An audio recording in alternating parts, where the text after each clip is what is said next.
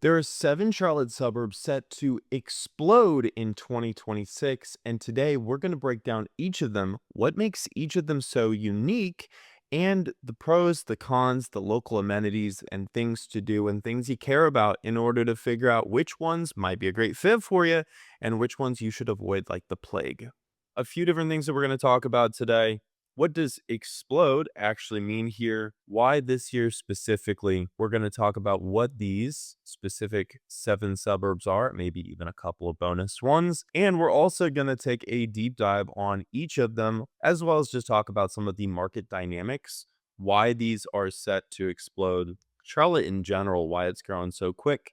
And then also, what does the pricing look like? Because, if it's not within budget, what's the point of even looking other than it's always fun to look? We're going to compare these and hopefully find one that might be a great option for you, whether you're looking to move actually in the next couple of months, this summer, or several years from now. All of these are going to be really good areas to look at. And will hopefully again give you some good ideas to take into consideration. So, what does explode actually mean here? Charlotte is growing really, really quickly. It has been growing about 20% per decade for or more for the last 75, 80 years, and it's not looking to slow down anytime soon. There are some areas, however, that have grown even more so. Some of those areas saw appreciation of the last 5 years of like 50, 60, 70%.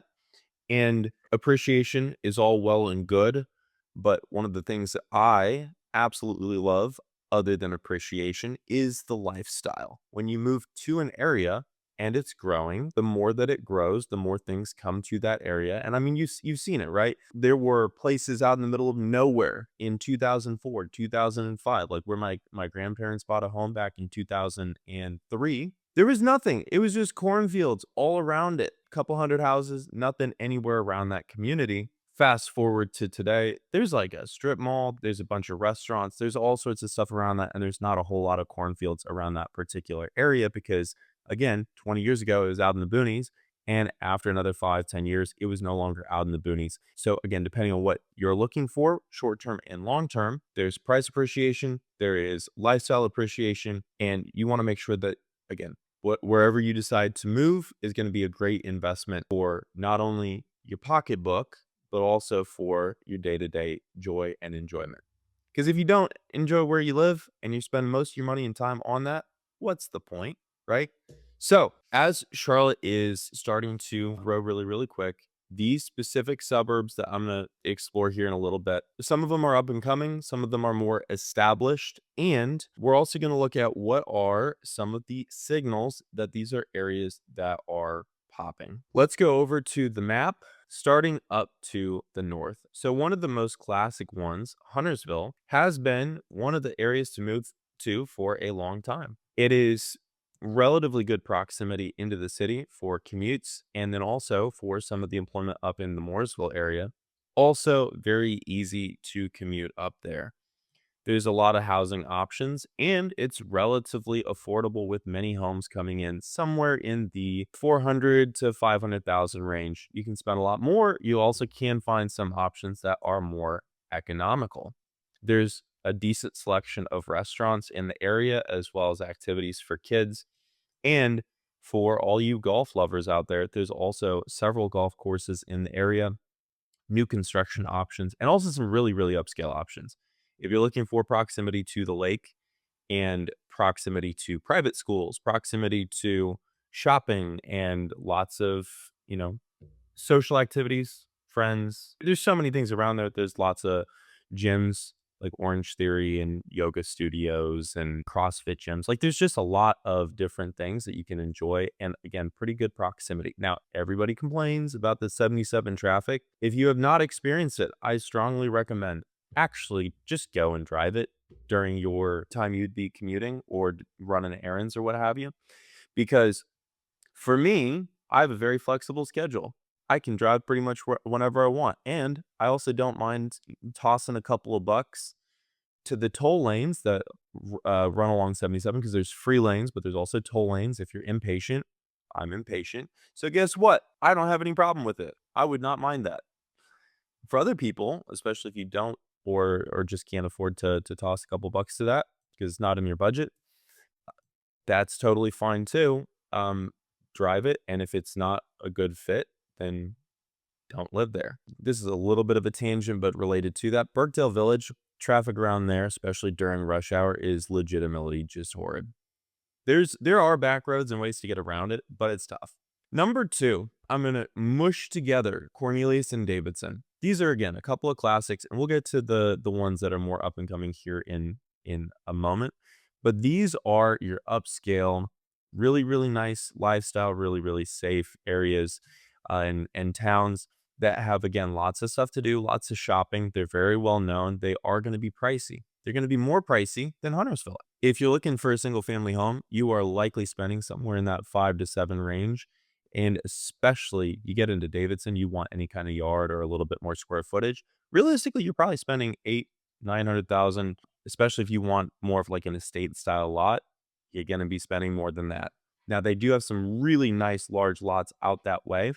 And also, again, really nice small town feels. So Davidson has Davidson College, and the main street there is incredibly cute. We've made so many videos on that, some of the most popular videos actually on the entire channel, because when people see Davidson, it's one of those towns, and Cornelius also, because again, they're next door to each other. They're the towns that you picture, right? When there's like the white picket fence and the, sitcom and the laugh track where everybody's smiling like a stock photo. Those are the kind of areas that you're looking at there. And there's some very nice homes, very nice things to do. And again, one of the big draws to these areas in particular is, again, if you're noticing all this blue,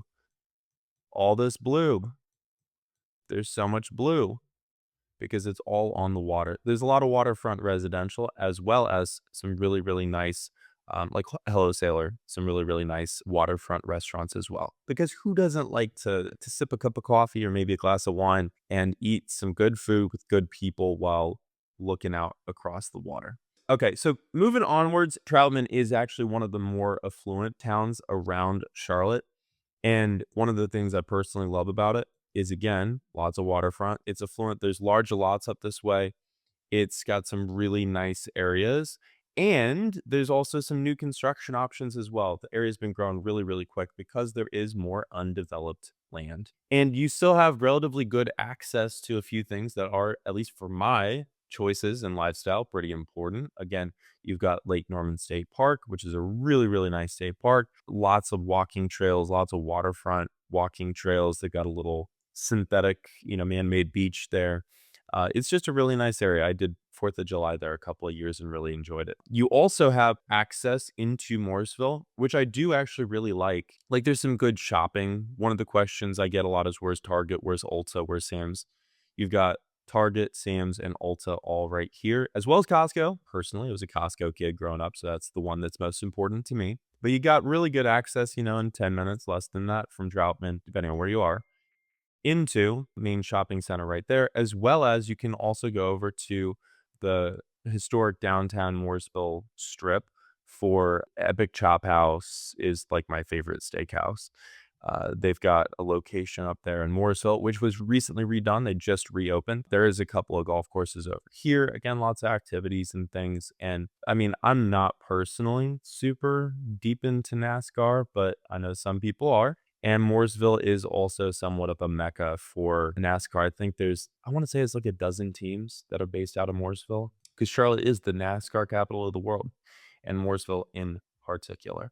But yeah, so again, if you're living in Troutman, you can get down to stuff to do, shopping and restaurants pretty easily. And if you're commuting into the city, it is going to be a little bit of a trek from Troutman down, again, depending on where you're at, probably 40 minutes. It looks further than it is because you do have the highway you can shoot down the entire way. And if somebody wants to fight me in the comments on how far it really is, go for it. I would love to hear your perspective. But going on to number 4, I'm going to throw a curveball here and say Landis China Grove. And why would I say that? These have some of the best affordability I've seen almost anywhere. And especially when you get east of 85, there's a lot of undeveloped land. And I really like the area. I actually used to live between Landis and Kannapolis. And to the east over here off of Old Salisbury Concord Road, and is a really nice, in my opinion, a really nice area. You have easy access to the Sam's and Walmart over here. There's some good restaurants and also some good gyms and things over by the Carolina Mall. And then you also have downtown Concord as well. Now, Concord, personally, I think is a little bit overrated to live in Concord, but to live near it, again, there are some nice little bars and lounges and activities, things to do, all in that general area, we shall say. But again, for the large lots, affordable housing, you can be, in the 300s, low 400s, and have a very nice home somewhere around Landis, China Grove area. Starter homes, mind you, but still very, very nice. Close to there that I am going to put on the list is the Locust, Stanfield, Red Cross area, and even Midland, but Midland has started to develop a little bit more. You see all this green here. There are a lot of areas that are just like there's nothing there, undeveloped, raw land, new construction, or large lots, whatever suits your fancy. There still is good amenities in the area. Like you have a Walmart, you got a Food Lion, you have my other favorite restaurants is over here. I think is the Local Room.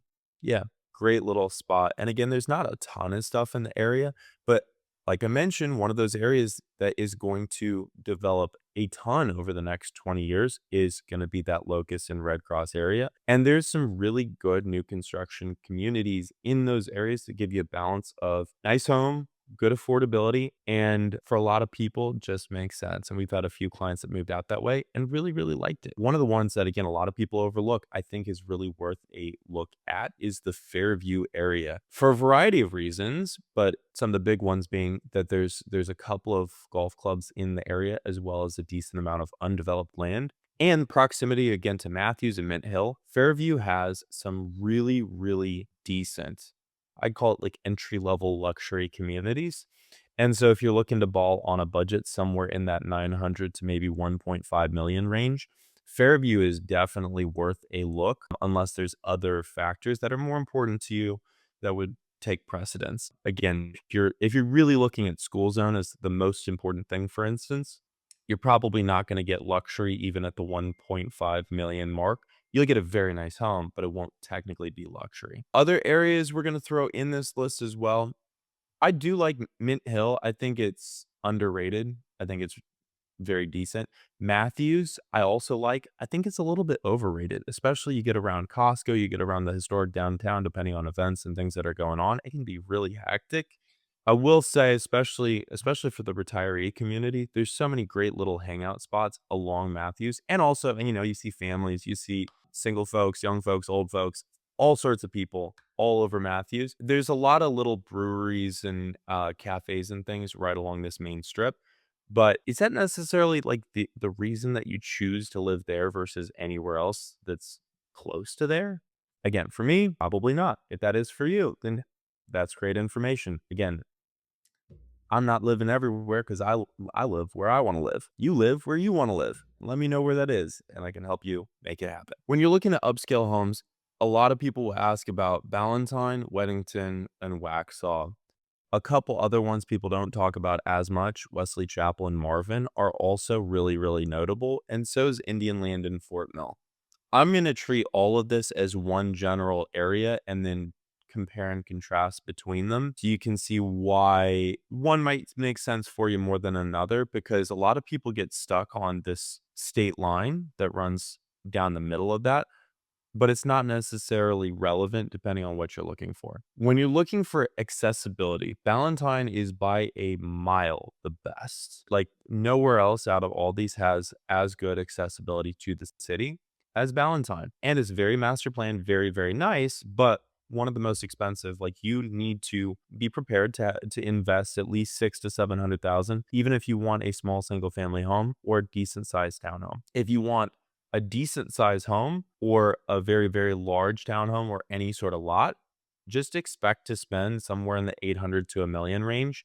And again, that's okay. But if that's not in the cards for your financial priorities, then some other areas that might be somewhat equivalent, but maybe not quite as good accessibility would be Weddington and Fort Mill both. have some excellent areas, a little bit better affordability, and still decent accessibility. Weddington, I'm probably going to say, even though 16 going into the city can get crazy, it's pretty much a straight shot, and usually it's not too bad. 77 depends on the day and depends on the time of day. If you're coming in from Fort Mill on a daily basis, again, usually it can be 20 minutes, but when traffic gets bad, you might have a 40-minute commute. Weddington, it's going to be more in that like 20 to, if it gets bad, 30-minute range. And Waxhaw can be 45 to 55 minutes into the city because 16, once you get south of Weddington, gets crazy, especially as you get closer to the T, because there's so many people that are going through downtown historic Waxhaw to hit 75 and then go either west or east.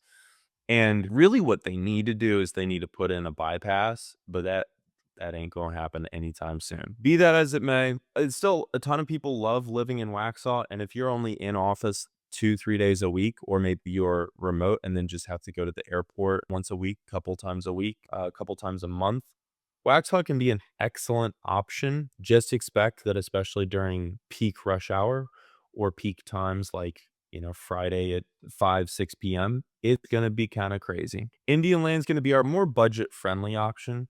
It used to be a lot more so than it is now. There still are some great areas around there, but it's come up a lot. And I will also say one of the big draws to this area, if you're looking for that Costco, Target, Ulta kind of lifestyle, this is one of those areas that's going to give it to you along with Publix. And I think there's also a Whole Foods around there as well. It is going to have a little bit more of a commute than Valentine, but it's still, it's again, it's a decent accessibility into the city and probably is still better than Waxhaw. A lot of people live in Waxhaw specifically for Waxhaw. And then the one that I'm not going to put this on as one of the areas, it is said to explode, but it's a more luxury area. So I don't know if it necessarily fits this list as a whole. Marvin has come up a ton, especially if you were somewhere in the 1.5 to 3 million range. There are some incredible developments and opportunities in Marvin that I would love to help you explore. Again, going around in our clockwise fashion, you get over to Lake Wylie. Lake Wylie has seen tremendous growth in recent years, particularly west of the lake. Some of that is due to some of the recent rankings that came out for school districts west of the lake. And some of that's also due to the fact that there's just better affordability. Now, the trade-off is going to be the accessibility because even though there were plans during COVID to build an additional bridge across the water, as of today, there is not. And so if you're trying to get over the water into Charlotte, you have 49 as an option. And then you got 74 and 85 as an option. Outside of that, you are SOL. You are straight out of luck. And so guess what?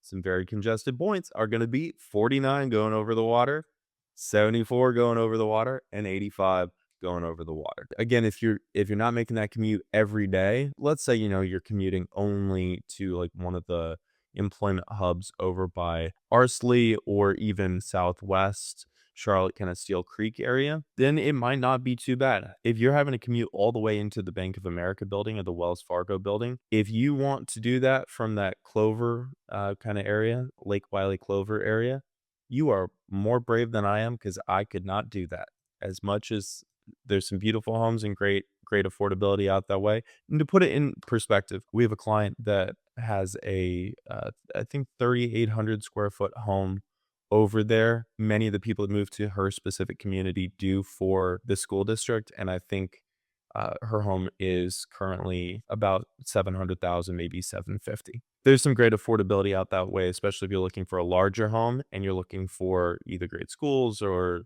great access to the lake, waterfront, something like that. Moving upwards, one of my personal favorites is the Belmont area, and that's for both the town because it's super cute. I think it's both underrated and overrated. I think the town itself, a lot of people don't look at because it is west of the Catawba River. And so you still have that challenge of having to get over the river, especially if you're commuting every day. And so I think it's tremendously underrated. There are also some people that just hardcore love Belmont without any real reason why. For that, I think it's overrated.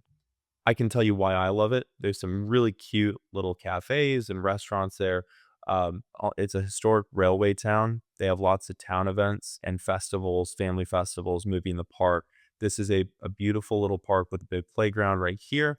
And then across the street, Everyday Market.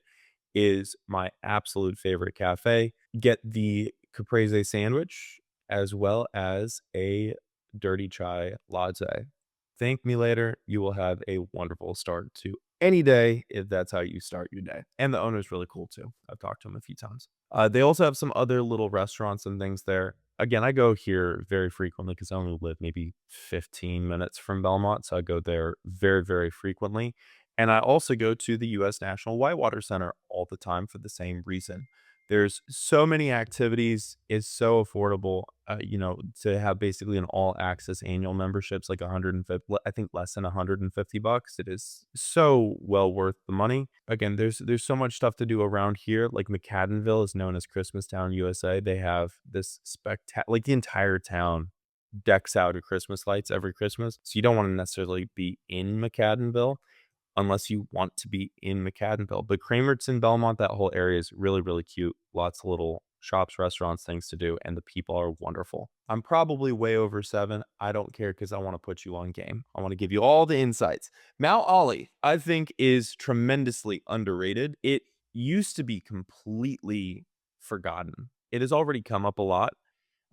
Homes here, there are some really good affordable options where you can get great starter homes for under 400,000 or right around 400,000. Anywhere in that, 2,000 to 2,600 square foot range. Some really new, some not so new. And if you want large lots, there are developments around Mount Holly that do have some larger lots. If you go a little bit further up 27, especially just on the Mount Holly side of Stanley, there are also some other communities. We've had a few clients that moved to Harper Landing right there just inside Stanley on the Mount Holly side. They really like it because there's a really nice small town feel to Stanley.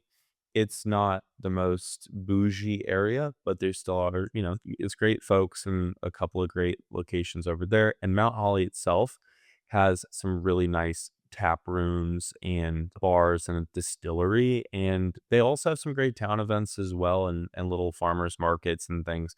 It's a fun area to be around. I'm gonna save the best one for last. So I'm gonna do two more quick highlights and then come back to my very probably one of my favorite, if not my very favorite one. Denver area, especially if you're looking for an area that's a little bit more quiet, a little bit more sleepy, especially if you're looking for waterfront on a budget. Let's say you want a beautiful waterfront home with a little bit of lot under 2 million. Denver is a tremendous option. There's some very choice communities in the area, as well as new construction opportunities and just upscale construction in general.